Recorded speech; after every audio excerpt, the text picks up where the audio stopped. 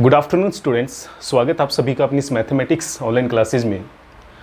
कल हमने 10.2 के 10 क्वेश्चन कंप्लीट कर लिए थे। आज हम उससे आगे की ओर बढ़ेंगे, कोशिश करेंगे कि आज हम ये एक्सरसाइज कंप्लीत कर दें। तो देखिए बच्चों, यहाँ पे हम लोग बढ़ रहे हैं क्वेश्चन नंबर 11 की तरफ। तो देखिए बच्चों, यहाँ पे इसको भी सोल्व करने का जो तरीका होगा वो हमारा प्रतिस्थापन विधि से ही होगा। हमारे पास यहाँ पे फलन दिया हुआ है dx बटे x log x की घात 1/3। तो देखिए बच्चों, हम लोग यहाँ पे मान के चलेंगे, हमने यहाँ पे माना कि जो log x है वो यहाँ पे किसके इक्वल मान के चलेंगे, हम लोग t के इक्वल मान के चलेंगे। तो देखिए बच्चों, यहाँ अवकलन करेंगे तो आपके पास आएगा 1/x dx, जो कि यहाँ पे किसके इक्वल आ जाएगा, dt के। अब देखिए बच्चों, यहाँ पे लिमिट किस तरह से निर्धारित करते हैं। जब यहाँ पे x का मान मैं 1/e लेता हूँ, तब मेरे पास जो t का मान है बच्चों, x के स्थान पे 1/e रखेंगे तो यहाँ पर ये आ जाएगा log 1/e। log 1/e को हम लिख सकते हैं बच्चों माइनस का log e, और log e का मान चूंकि 1 होता है इसलिए यहाँ पे ये बन जाएगा -1। दूसरी बात देखिए बच्चों, जब यहाँ पे हम लोग x बराबर e यानी कि अपर लिमिट लेते हैं, तब देखिए बच्चों यहाँ पे जो t का मान है वो यहाँ पर हो जाएगा log e, और log e का मान होता है 1। तो देखिए बच्चों, यहाँ पे जो लिमिट है वो अब -1 से +1 में कन्वर्ट हो चुकी है। लिमिट जो है वो -1 से +1 में कन्वर्ट हो चुकी है। dx बटे x का जो मान है यहाँ पे वो आ जाएगा आपके पास यहाँ पे dt, और log x के स्थान पे t रखेंगे तो ये बन जाएगा t की घात 1/3। तो देखिए बच्चों, ये हो जाएगा -1 से +1, और यहाँ पर ये जो t की घात 1/3 है ये अंश में जाकर ये t की घात -1/3 हो जाएगा, और इसका इंटीग्रेशन बेहद आसान होगा बच्चों। यहाँ पे केवल आपको घात में 1 जोड़ना है और वही घात बट्टे में आएगी। तो देखिए बच्चों, ये हो जाएगा t की घात -1/3 में 1 जोड़ेंगे और यही योगफल जो है वो नीचे आएगा, और साथ में यहाँ लिमिट लगेगी -1 से +1। तो देखिए बच्चों, ये बट्टे में 2/3 आएगा, यानी कि 3/2 के रूप में ये राशि आ जाएगी लिमिट से बाहर, और यहाँ पर बचेगा बच्चों t की घात 2/3। यहाँ बचेगा t की घात 2/3, और यहाँ होगा -1 से +1। अब देखिए बच्चों, हम लोग यहाँ पे लिमिट अप्लाई करेंगे तो पहले मैं +1 अप्लाई करूँगा t के स्थान पे, यानी कि अपर लिमिट। तो ये 1 की घात 2/3 होगा, माइनस के साथ मैं -1 की घात 2/3 अप्लाई करूँगा। तो देखिए बच्चों, पहले मैंने अपर लिमिट 1 अप्लाई की, उसके बाद में माइनस के साथ मैंने लोअर लिमिट -1 अप्लाई की t के स्थान पे। अब जब हम इसको सोल्व करेंगे तो आप देखेंगे बच्चों, ये हो जाएगा 3/2। 1 की घात कुछ भी हो उसका मान 1 ही होता है, और -1 की घात 2/3 का मान +1 होगा, क्योंकि पहले तो हम -1 का घनमूल निकालेंगे, यानी घात 1/3 निकालेंगे, जो कि -1 आएगी, और उसका जब वर्ग करेंगे तो वो +1 बन जाएगा, यानी -1 की घात 2/3 का मान +1 होता है, और 1 से 1 हो जाएगा कैंसिल। तो कहने का मतलब इसका आंसर आएगा हमारे पास से 0। तो देखा बच्चों, यहाँ पे काफ़ी आसान क्वेश्चन है, प्रतिस्थापन विधि से हम इसको सोल्व करते हैं। क्वेश्चन नंबर 12 देखिए बच्चों, यहाँ पे लिमिट है 0 से π/4, फलन है sin 2x cos 3x। तो देखिए बच्चों, इस प्रकार का फलन जब भी हमारे सामने आता है उसको सोल्व करने का जो तरीका है वो बेहद आसान है। इसके लिए हम लोग क्या करेंगे, 2 से भाग देकर हम इसको 2 से गुणा करेंगे। ये हो जाएगा यहाँ पे 2 sin 2x, और यहाँ पर हो जाएगा ये cos 3x। तो देखा बच्चों, 2 से गुणा करके 2 से दे दिया भाग।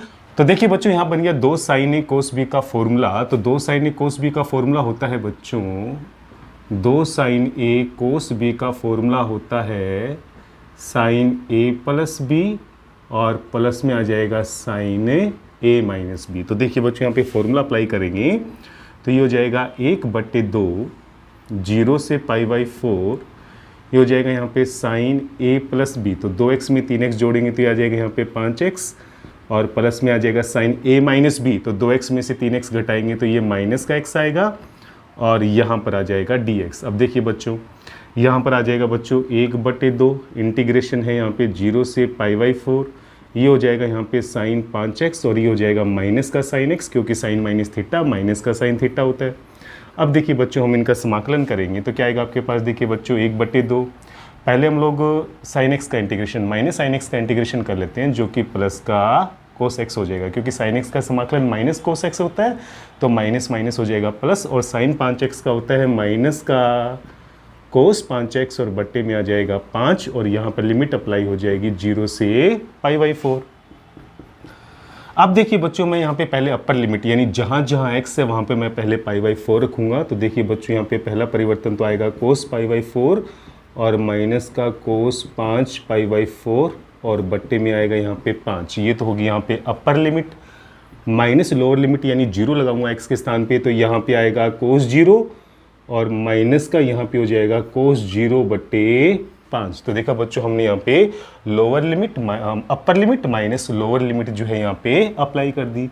अब हम इसको सोल्व करेंगे। तो देखिए बच्चों, कोस 45 का मान होता है 1/√2, कोस 5 π/4 का मान -1/√2 होता है, तो ये माइनस माइनस हो जाएगा प्लस और ये हो जाएगा 1/5√2, क्योंकि 5 यहाँ पे बट्टे में ऑलरेडी दिया हुआ है।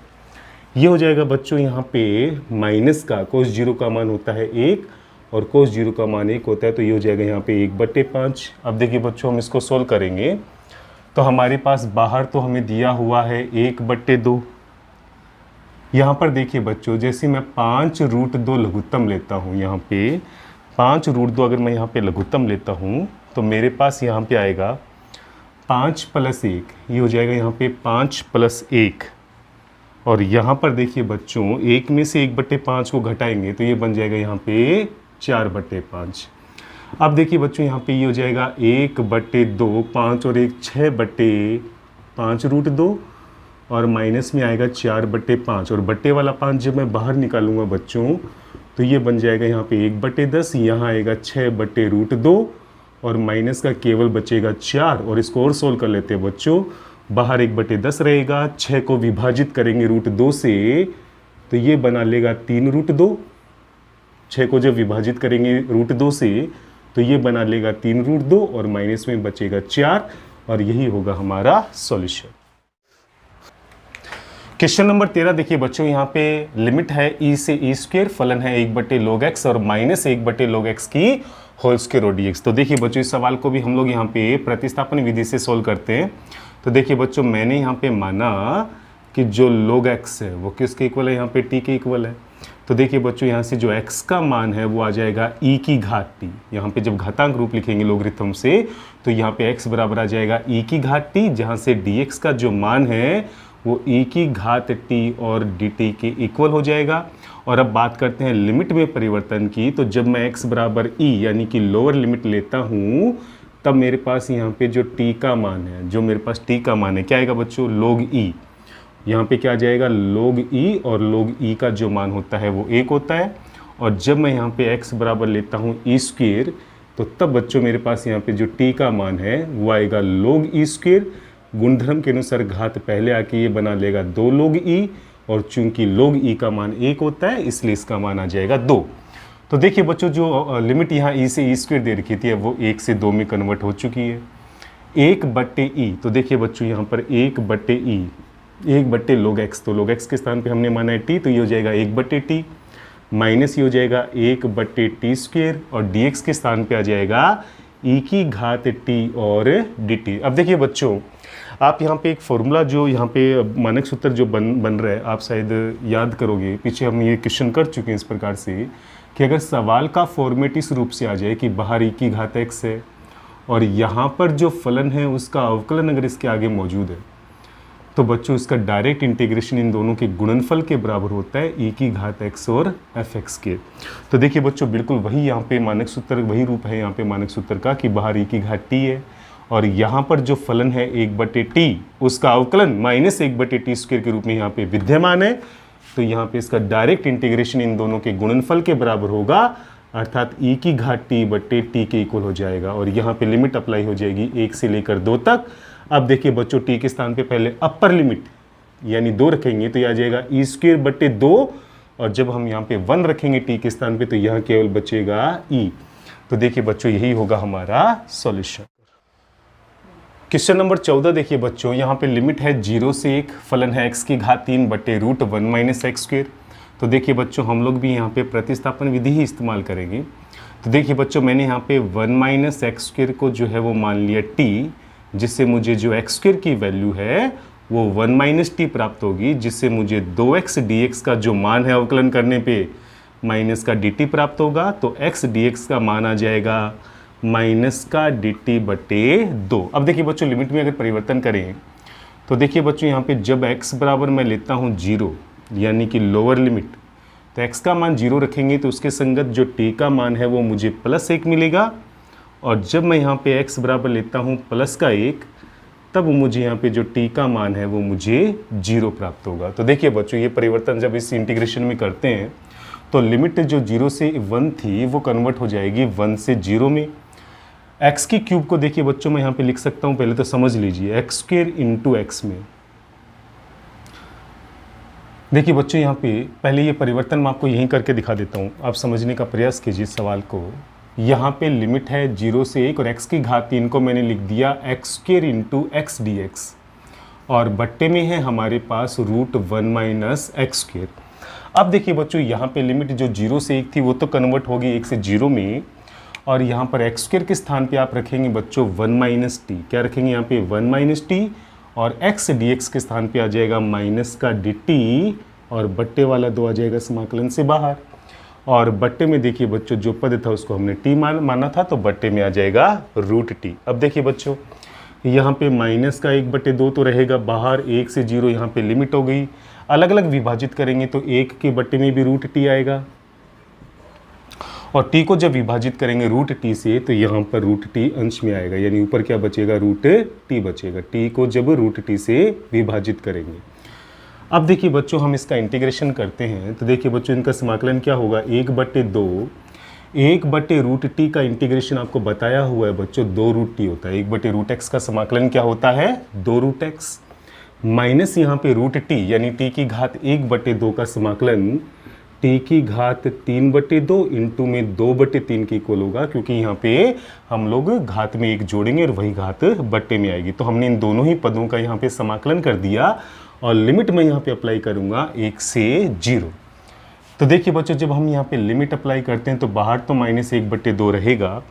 जब मैं t के स्थान पे अपर लिमिट यानी 0 अप्लाई करूँगा बच्चों, तो दोनों ही पदों में मेरे पास 0 0 आएगा, t का मान 0 रखते ही। और माइनस के साथ जब मैं लोअर लिमिट 1 अप्लाई करता हूँ t के स्थान पे, तो t यहाँ से हट जाएगा, मेरे पास केवल 2 - 2/3 का पद बचेगा। 2 - 2/3 का पद बचेगा। तो देखिए बच्चों, बाहर -1/2 है, और ये अंदर आ जाएगा 3 दूआ 6 - 2 यानी कि -4/3, और -1/2 को -4/3 से गुणा करेंगे तो 2 से 4 काटेंगे यानी कि 2 आएगा, तो ये बन जाएगा यहाँ पे 2/3, और यही होगा हमारा। यहाँ पे दिए लिमिट π/2 से पाई, और यहाँ पे फलन है 1 - sin x बट्टे 1 + cos x। तो देखिए बच्चों, हम इसको कैसे सोल्व करेंगे? हमने यहाँ पे इसको सोल्व करने के लिए देखिए बच्चों, हमने यहाँ पे फॉर्मूला अप्लाई करेंगे, और ये फॉर्मूला आप लोग जो है पहले भी काफ़ी बार अप्लाई कर चुके हैं अर्धकोणों में। तो देखिए बच्चों, 1 - sin x को हम लिख सकते हैं यहाँ पे 2 sin x/2 इंटू में cos x/2, और बट्टे में जो 1 - cos x है वो बन जाएगा यहाँ पे 2 sin² x/2 dx। अब देखिए बच्चों, यहाँ पर क्या आने वाला है? हर का जब अंश में भाग देंगे तो ये 2 अलग अलग समाकलन में विभाजित हो जाएगा। तो देखिए बच्चों, पहले पार्ट में आएगा 1/2 sin² x/2 dx, और यहाँ पर भी लिमिट जो है वो π/2 से पाई ही रहेगी, और माइनस देखिए बच्चों, यहाँ पर 2 sin x/2 cos x/2 के बट्टे में यहाँ पर 2 sin² x/2 आएगा, तो यहाँ पर भी जो लिमिट है वो π/2 से पाई ही रहेगी। अब देखिए बच्चों, यहाँ 1/2 इंटीग्रेशन से बाहर आएगा, तो 1/sin² जो है वो बन जाएगा यहाँ पे cos x² x/2, और यहाँ पर लिमिट रहेगी π/2 से पाई। अब देखिए बच्चों, यहाँ पर क्या आएगा? माइनस π/2 से ये हो जाएगा पाई, 2 से 2 कैंसिल हो जाएगा, साइन से स्क्वायर कैंसिल होगा, तो cos बट्टे साइन जो है वो बन जाएगा यहाँ पे cot x/2, और यहाँ पर आएगा dx। अब देखिए बच्चों, यहाँ पर cos x² x/2 का समाकलन जो होता है वो माइनस का cot x/2, cos x² x/2 का समाकलन माइनस का cot x/2, और x/2 में जो x का गुणांक 1/2 है वो आएगा भाग में, तो 1/2 आएगा भाग में, और लिमिट यहाँ पे रहेगी π/2 से पाई। इसी प्रकार देखिए बच्चों, cot x/2 का यानी cot x का इंटीग्रेशन log sin x होता है, तो यहाँ पर आ जाएगा बच्चों log sin x/2, और यहाँ पर भी जो x का गुणांक 1/2 है वो भाग में आएगा, तो 2 चला जाएगा गुणा में, और यहाँ पर भी जो लिमिट है वो π/2 से पाई ही अप्लाई होगी। अब देखिए बच्चों, 1/2 से 1/2 तो हो जाएगा यहाँ पे कैंसिल, तो यहाँ पे हमारे पास बचेगा माइनस का cot x/2, लिमिट है यहाँ पे π/2 से पाई, और यहाँ पर है माइनस का 2, और ये है यहाँ पे log sin x/2, और यहाँ पर भी जो लिमिट है वो है π/2 से पाई। तो देखिए बच्चों, हम यहाँ पे क्या करेंगे, माइनस जब लिमिट अप्लाई करेंगे तो पहले अपर लिमिट यानी कि पाई लगाएंगे x के स्थान पे, तो ये बन जाएगा यहाँ पे कोट π/2, x के स्थान पे पाई रखेंगे तो ये बन जाएगा कोट π/2 यानी कि अपर लिमिट, माइनस यहाँ पर आ जाएगा कोट π/2 रखेंगे तो ये बन जाएगा यहाँ पे π/4 यानी कि ये हो जाएगी लोअर लिमिट। माइनस का 2, अब देखिए बच्चों x के स्थान पे पाई रखेंगे तो ये बन जाएगा log sin π/2, x के स्थान पे मैंने पाई रख दिया, और माइनस का log sin x के स्थान पे जब π/2 रखूंगा तो बट्टे में 2 पहले से ही, तो ये बन जाएगा π/4। तो देखा बच्चों, यहाँ पर ये upper limit minus lower limit, और यहाँ पर भी अपर लिमिट और माइनस का लोअर लिमिट हमने अप्लाई कर दिया। अब देखिए बच्चों, इसके मान देखिए, माइनस कोट 90 का जो मान होता है बच्चों वो होता है 0, कोट 45 का जो मान होता है वो होता है 1। अब देखिए बच्चों, माइनस का 2, साइन 90 का मान 1 होता है और log 1 का मान 0 होता है, इसलिए यहाँ पे आएगा 0, और माइनस में यहाँ पर आ जाएगा log और साइन 45 का मान होता है 1/√2। तो देखिए बच्चों, ये माइनस माइनस हो जाएगा प्लस, और ये -2 को जब माइनस log 1/√2 से गुणा करेंगे तो ये आ जाएगा प्लस का 2 log 1/√2। देखिए बच्चों, इस 1 को हम लिख सकते हैं log e, इस 1 को हम क्या लिख सकते हैं log e, और ये 2 जब log के गुणधर्म से यहाँ पे वर्ग में जाएगा, घात के रूप में जाएगा, तो ये बना लेगा यहाँ पे log 1/2, क्योंकि 1/√2 का वर्ग लग जाएगा जो कि 1/2 के इक्वल होता है, और यहाँ पर 2 log के बीच में प्लस का चिन्ह आने का मतलब ये हो गया कि इन दोनों पदों को गुणा करना है, तो e को जब 1/2 से गुणा करेंगे तो ये बन जाएगा e/2। तो हमारा जो फाइनल आंसर है वो आएगा log e/2 के रूप में हमें प्राप्त हो जाएगा। क्वेश्चन नंबर 16 देखिए बच्चों, यहाँ लिमिट है 0 से π/4 dx/4 sin² x प्लस में 5 cos² x। तो देखिए बच्चों, यहाँ पे सवाल की शुरुआत कैसे करेंगे, लिमिट है 0 से π/4 dx/, हर में देखिए बच्चों हम लोग यहाँ पे cos² x जो है वो कॉमन लेंगे, तो यहाँ पे आ जाएगा देखिए बच्चों 4 tan² x, क्योंकि जब cos² x बाहर कॉमन लेंगे तो sin² में cos² का भाग देंगे तो tan² बनेगा, और प्लस में यहाँ पे केवल आएगा 5। अब देखिए बच्चों, 0 से π/4 ये cos² अंश में जाकर बन जाएगा sec² x और dx, और यहाँ पर बट्टे में देखिए बच्चों ये आएगा 4 tan² x और प्लस में आएगा यहाँ पे 5। अब देखिए बच्चों, यहाँ पे प्रतिस्थापन विधि के अंतर्गत मैंने यहाँ पे tan x को मान लिया t, अवकलन करेंगे तो ये बन जाएगा sec² x dx बराबर में आएगा dt, और जब लिमिट में परिवर्तन की बात करें तो जब मैं x का मान यहाँ 0 ले रहा हूँ बच्चों, तो मेरे पास t का मान क्या आएगा, x का मान 0 रखेंगे तो tan 0 का मान 0 होता है, और जब हम यहाँ पे बच्चों x का मान π/4 यानी कि अपर लिमिट रखेंगे तब यहाँ पे tan π/4 हो जाएगा t का मान, जो कि 1 के इक्वल होता है। तो देखिए बच्चों, जो लिमिट 0 से π/4 थी वो अब 0 से 1 में कन्वर्ट हो गई, sec² x dx के स्थान पे आ जाएगा यहाँ पे dt, और ये आ जाएगा यहाँ पे 4t² और प्लस में 5। तो देखिए बच्चों, हम यहाँ पे क्या परिवर्तन करेंगे, हम यहाँ से देखिए बच्चों 4 बाहर कॉमन लेंगे, तो देखिए बच्चों यहाँ 4 कॉमन आके 1/4 बाहर आएगा, लिमिट है 0 से लेकर 1, ये हो जाएगा यहाँ पे dt/t² प्लस में 5/4। और देखिए बच्चों, हम लोग 5/4 को किसकी होल स्क्वायर के रूप में लिख सकते हैं, हम यहाँ पे लिख सकते हैं √5/2 की होल स्क्वायर। तो देखिए बच्चों, कौन सा फॉर्मूला बन गया, ये बन गया dx/x² प्लस a², जो कि 1/a यानी कि 1/√5/2 1/a tan इनवर्स x/a के इक्वल होता है, यानी कि t/√5/2, और 2 चला जाएगा अंश में, और यहाँ पे लिमिट अप्लाई हो जाएगी 0 से 1। तो देखिए बच्चों, 2 से 4 को काटेंगे तो बट्टे में 2 आएगा, यानी यहाँ पे बाहर 1/2√5 आएगा, और यहाँ पर देखिए बच्चों, पहले t के स्थान पे मैं अपर लिमिट 1 लगाऊंगा तो ये बन जाएगा यहाँ पे tan इनवर्स 2/√5, और जब मैं यहाँ पे लोअर लिमिट 0 लगाऊंगा माइनस के साथ तो ये बन जाएगा यहाँ पे tan इनवर्स 0। तो चूंकि tan इनवर्स 0 का मान 0 होता है तो इन दोनों का जो गुणनफल है वही हमारा आंसर होगा। तो हमारा फाइनल आंसर आएगा 1/2√5 tan इनवर्स 2/√5, और यही होगा हमारा सॉल्यूशन। क्वेश्चन नंबर 17 देखिए बच्चों, लिमिट है यहाँ पे 0 से π/2 sin x बटे sin x और प्लस का cos x। तो देखिए बच्चों, इस प्रकार के क्वेश्चन को हम लोग अनिश्चित समाकलन में सोल्व कर चुके हैं और इसको सोल्व करने का जो तरीका था वो इस प्रकार से था बच्चों। यहाँ पे लिमिट है 0 से π/2, हम यहाँ पे 2 से करेंगे अंश में गुणा और 2 का दे देंगे बाहर भाग, और यहाँ पे बट्टे में है sin x और प्लस का cos x। अब देखिए बच्चों, यहाँ पर है बाहर 1/2, लिमिट है 0 से π/2 2 sin x, और इसमें देखिए बच्चों हम लोग cos x को जोड़ेंगे और cos x को हम यहाँ पे घटाएंगे, और बट्टे में है हमारे पास sin x plus cos x। ये सवाल पहले भी आ चुका है अनिश्चित समाकलन में, और हम इसको सॉल्व करने का जो तरीका था वो यही था। तो देखिए बच्चों 1/2 रहेगा, यहाँ पे बाहर लिमिट है 0 से π/2, हम यहाँ पे एक sin x लेंगे और एक cos x लेंगे, और उसके बट्टे में जब हर का भाग देंगे तो बट्टे में आएगा sin x plus cos x। बच्चा हुआ एक sin x हम लोग और ले लेंगे और माइनस का cos x के साथ इसका पेयर बनाएंगे, और बट्टे में इसके भी आ जाएगा sin x plus cos x। तो मैंने यहाँ पे इस इंटीग्रेशन को 2 अलग अलग पार्ट्स में यहाँ पे डिवाइड कर दिया।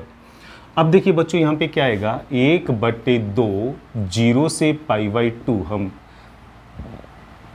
इस पूरे समाकलन को 2 अलग अलग समाकलन में विभाजित कर रहे हैं। तो देखिए बच्चों, यहाँ पर है 0 से π/2, पहले इंटीग्रेशन में sin x plus cos x से ये पद कटेगा, तो यहाँ तो बचेगा केवल 1 dx, और यहाँ पर देखिए बच्चों प्लस 0 से π/2, और यहाँ पर देखिए बच्चों अगर मैं बाहर माइनस का चिन्ह कॉमन ले लूँ तो अंदर से देखिए बच्चों जो sin माइनस cos था ये बन जाएगा cos x minus sin x, और यहाँ पर बट्टे में है sin x और प्लस का cos x, और यहाँ पर आ जाएगा dx। और ऐसा करने का रीजन ये था बच्चों कि हर का अवकलन जो है वो अंश में विद्यमान हो जाए, जो कि माइनस प्लस की भिन्नता के कारण नहीं हो पा रहा था। इस वजह से मैंने यहाँ पे किसका चिन्ह कॉमन ले लिया, माइनस का चिन्ह कॉमन ले लिया। तो देखिए बच्चों, जब हम इसका समाकलन करेंगे तो 1 का इंटीग्रेशन तो होता है x, और यहाँ पर चूंकि हर का परफेक्ट अवकलज अंश में विद्यमान है इसलिए यहाँ पर हो जाएगा log हर, यानी कि यहाँ पर आ जाएगा log sin x और प्लस में cos x, और लिमिट यहाँ पे अप्लाई हो जाएगी 0 से π/2। ये लिमिट हम एक साथ भी अप्लाई कर सकते हैं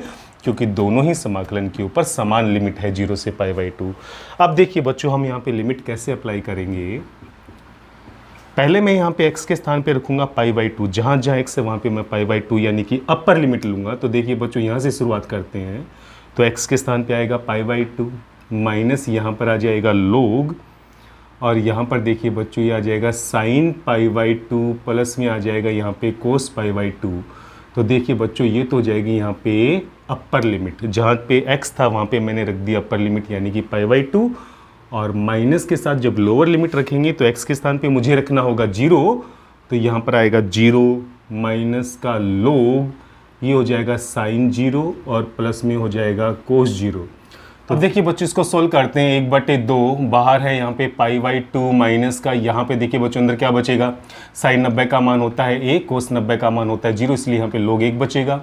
माइनस माइनस हो जाएगा यहाँ पे प्लस, और ये आ जाएगा यहाँ पे log sin 0 का मान 0 और cos 0 का मान फिर से 1 हो जाएगा।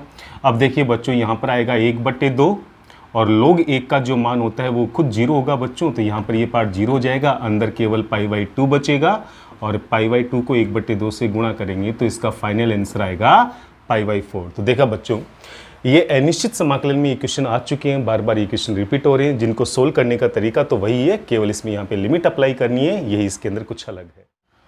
क्वेश्चन नंबर 18 देखिए बच्चों, यहाँ पे लिमिट है -1 से +1 और फलन है x tan इनवर्स x। तो देखिए बच्चों, अनिश्चित समाकलन में भी हमने x tan इनवर्स x का इंटीग्रेशन किया है। तरीका इसमें वही होगा, यहाँ पे 2x के पद एक साथ आ गए तो यहाँ पे फर्स्ट और सेकंड फलन यहाँ पे निर्धारित करना होगा। खंडशः समाकलन की विधि यहाँ पे अप्लाई करनी होगी, जिसमें tan इनवर्स x तो रहेगा फर्स्ट क्योंकि इनवर्स फंक्शन आइलेट के अनुसार, और x को मानेंगे सेकंड फंक्शन हम लोग यहाँ पे अलजेब्रिक फलन के अनुसार। तो देखिए बच्चों, यहाँ पे फर्स्ट और सेकंड के अनुसार जब खंडशः समाकलन का फॉर्मूला लगाएंगे तो फर्स्ट रहेगा कांस्टेंट, सेकंड का इंटीग्रेशन तो x का समाकलन हो जाएगा x² माइनस फर्स्ट का अवकलन तो tan इनवर्स x का अवकलन 1/1 प्लस x², और सेकंड का इंटीग्रेशन तो x का समाकलन हो जाएगा x²/2 और यहाँ पर आएगा dx। अब देखिए बच्चों, ये हो जाएगा यहाँ पे x²/2 tan inverse x minus 1/2 आएगा बाहर, तो ये हो जाएगा यहाँ पे x²/1 प्लस x² और dx। अब देखिए बच्चों इसका इंटीग्रेशन कैसे करेंगे हम लोग। यहाँ पे देखिए बच्चों जो लिमिट है वो पूरे फलन के ऊपर एक साथ ही अप्लाई होगी बच्चों। ये आप ये इसकी केवल इसके ऊपर अप्लाई मत कर देना, ये पूरे फलन यानी इस पूरे पार्ट का जो इंटीग्रेशन उसके ऊपर एक साथ अप्लाई होगी, -1 से +1। और यहाँ पर भी क्या आएगा, -1 से +1। तो देखिए बच्चों ये है x²/2 tan 1x। और इस इंटीग्रेशन को सोल्व करने का जो तरीका है बच्चों, इसमें अंश में हर का पद बनाने के लिए हम अंश में 1 जोड़ेंगे और यहाँ पर 1 घटाएंगे और बट्टे में आएगा 1 + x² dx। और इस पूरे फलन के ऊपर यहाँ पे लिमिट लगेगी -1 से +1। अब देखिए बच्चों ये हो जाएगा यहाँ पे x²/2 tan 1x माइनस का 1/2। और इस पूरे इंटीग्रेशन को दो अलग अलग समाकलन में विभाजित करेंगे तो ये हो जाएगा 1 + x²/1 + x² यानी कि पहला पार्ट, और -1 के बट्टे में भी यहाँ पे 1 + x² आएगा तो ये हो जाएगा दूसरा पार्ट। और लिमिट है यहाँ पे -1 से +1। तो देखा बच्चों इस इंटीग्रेशन को मैंने दो अलग अलग भागों में विभाजित कर दिया। अब देखिए बच्चों मैं यहाँ पे इसको सोल्व करूँगा तो यहाँ पे देखिए बच्चों पहला पद है x²/2 tan 1x माइनस का 1/2।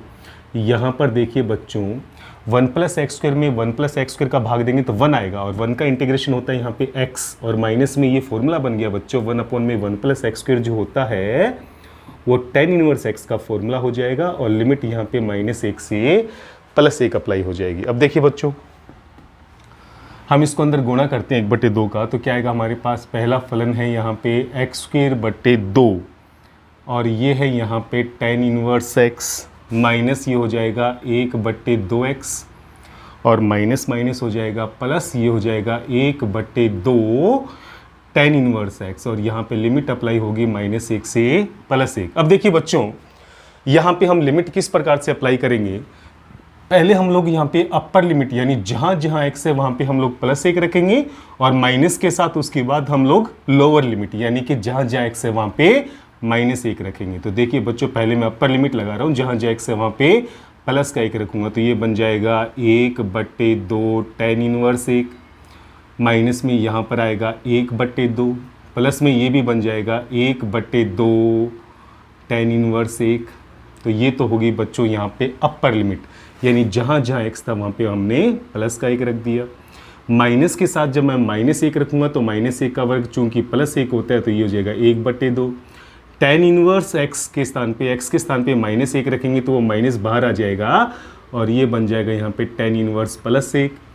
x के स्थान पे -1 रखेंगे तो ये हो जाएगा प्लस का 1/2, और यहाँ पर जब x के स्थान पे -1 रखेंगे तो ये माइनस का 1/2 tan 1 हो जाएगा। और अब हम इसको कर लेंगे सॉल्व। तो देखिए बच्चों tan 1 का जो मान होता है वो होता है π/4, और जब उसको 2 से विभाजित करेंगे तो ये हो जाएगा π/8। इसी प्रकार यहाँ पर भी π/4 आएगा, और डिवाइड बाई 2 करेंगे तो ये भी हो जाएगा π/8, और यहाँ पर आ जाएगा माइनस का 1/2। तो देखिए बच्चों अंदर जब माइनस से गुणा करेंगे तो माइनस माइनस हो जाएगा प्लस, और यहाँ पर भी देखिए बच्चों tan 1 का मान π/4 डिवाइड बाई 2 करेंगे तो π/8, यहाँ पर भी माइनस माइनस हो जाएगा प्लस, और यहाँ पर भी आएगा π/8, और ये प्लस को माइनस से करेंगे तो माइनस का 1/2। कहने का मतलब यहाँ पर ये दोनों पद एक जैसे आ गए। अब देखिए बच्चों π/8 में π/8 जोड़ेंगे तो ये बन जाएगा π/4, और माइनस का है यहाँ पे 1/2। चूँकि दोनों पद एक जैसे हैं इसलिए मैं इसको बाहर 2 से कर देता हूँ गुणा, और 2 से जब गुणा करेंगे तो बच्चों हमारे पास आएगा π/2 माइनस का 1, 2 हम ले लेंगे लघुत्तम तो अंश में आएगा π-2, और यही होगा हमारा सॉल्यूशन। क्वेश्चन नंबर 19 देखिए बच्चों, यहाँ पे लिमिट है 0 से 1, फलन है x sin 1x और बट्टे में √1 - x²। तो देखिए बच्चों यहाँ पे प्रतिस्थापन विधि के अंतर्गत मैं यहाँ पे sin 1x को t मान के चलूँगा। तो देखिए बच्चों यहाँ से अवकलन करेंगे तो 1/√1 - x² dx बराबर आ जाएगा dt, और यहाँ से जब मैं x का मान निकालूंगा तो वो मेरे पास आएगा sin t। लिमिट में जब परिवर्तन करेंगे तो देखिए बच्चों जब t का मान में माफ़ कीजिए जब x का मान मैं यहाँ पे 0 ले रहा हूँ तब मुझे t का मान क्या प्राप्त होगा, sin 1 0। x के स्थान पे 0 रखेंगे तो sin 1 0 जो कि 0 के इक्वल होगा, तो t का मान 0 आएगा। और जब मैं यहाँ पे x का मान 1 रखूँगा तो मेरे पास यहाँ पे जो t का मान है sin 1 1 यानी कि 90 डिग्री यानी कि π/2 प्राप्त होगा। तो देखिए बच्चों यहाँ पे क्या आएगा, 0 से 1 जो लिमिट है वो कन्वर्ट हो जाएगी यहाँ पे 0 से π/2 में, और ये देखिए बच्चों साइन इनवर्स x के स्थान पे आ जाएगा t, x के स्थान पे यहाँ पे आ जाएगा साइन t, और देखिए बच्चों dx बटे रूट 1 माइनस एक्स स्क्वायर के स्थान पे आ जाएगा dt। तो आप देखेंगे बच्चों इस सवाल का जो प्रारूप है वो खंडशः समाकलन के जैसा बन गया। तो हम यहाँ पे फर्स्ट और सेकंड का निर्धारण करके यहाँ पे खंडशः समाकलन का फॉर्मूला अप्लाई करेंगे। तो देखिए बच्चों आई ये t तो हो जाएगा फर्स्ट और साइन t हो जाएगा यहाँ पे सेकंड। तो देखिए बच्चों हम यहाँ पे फर्स्ट सेकंड में खंडशः समाकलन लगाएंगे तो फर्स्ट तो रहेगा कांस्टेंट, सेकंड का इंटीग्रेशन। तो साइन t का जो समाकलन होता है बच्चों वो होता है माइनस का cos t, माइनस फर्स्ट का अवकलन तो t का अवकलन एक रहेगा और साइन t का समाकलन हो जाएगा माइनस का cos t और dt, और जो लिमिट है बच्चों वो एक साथ अप्लाई होगी 0 से π/2। अब देखिए बच्चों इसको थोड़ा और सोल्व कर लेते हैं। ये देखिए बच्चों यहाँ पे cos t का समाकलन हम पहले लिख देते हैं जो कि साइन t होता है, और यहाँ पर आएगा माइनस का t cos t, और यहाँ पे लिमिट है 0 से π/2। अब देखिए बच्चों हम लोग यहाँ पे लिमिट अप्लाई करेंगे तो पहले मैं t के स्थान पे रखूँगा π/2 माइनस के साथ, उसके बाद मैं लोअर लिमिट यहाँ पे t के स्थान पे 0 अप्लाई करूँगा। तो देखिए बच्चों पहले मैं यहाँ पे अपर लिमिट π/2 रखूँगा t के स्थान पे, तो पहला पद आ जाएगा साइन π/2, t के स्थान पे आएगा π/2 और ये बन जाएगा यहाँ पे cos π/2। तो देखिए बच्चों ये तो होगी यहाँ पे अपर लिमिट और माइनस के साथ जब मैं यहाँ पे 0 रखूँगा तो यहाँ पर आ जाएगा बच्चों साइन 0 और माइनस में t cos t है तो ये आ जाएगा 0 cos 0। तो देखिए बच्चों साइन 90 का जो मान होता है वो होता है 1, cos 90 का मान होता है 0, जिस वजह से ये पूरा पार्ट हो जाएगा 0, और यहाँ पे साइन 0 भी 0 और 0 से किसी भी पद को गुणा करेंगे तो 0 आएगा। तो कहने का मतलब यहाँ पे इस फलन का जो सॉल्यूशन है वो आएगा 1, और यही होगा हमारा अभिष्ट सॉल्यूशन। तो आज के लिए बस बच्चों इतना ही करेंगे, आप लोग इसके ऊपर अच्छे से अभ्यास करिएगा। बच्चे हुए क्वेश्चन हम लोग कल कंप्लीट कर लेंगे। कल जो है एक्सरसाइज 10.2 जो है वो कंप्लीट हो जाएगी। यहाँ तक जितने भी समाकलन है वो अनिश्चित समाकलन की भांति हमने उनको सोल्व किया है। कुछ भी नया किया है तो वो है केवल यहाँ पे लिमिट अप्लाई करना, और लिमिट किस प्रकार से अप्लाई की जाती है वो आपने अच्छे से देख ली होगी, किस प्रकार से एक्स वाली लिमिट को हम टी में कन्वर्ट करते हैं जो कि सबसे ज़्यादा महत्वपूर्ण है, और उसके बाद में लिमिट को अप्लाई करना और क्वेश्चन का निर्धारण करना। तो देखिए बच्चों आप लोग यहाँ तक मेहनत कीजिए और आगे के वीडियो का आप लोग वेट कीजिए। तब तक आप लोग अच्छे से मेहनत कीजिए। जय हिंद, जय भारत।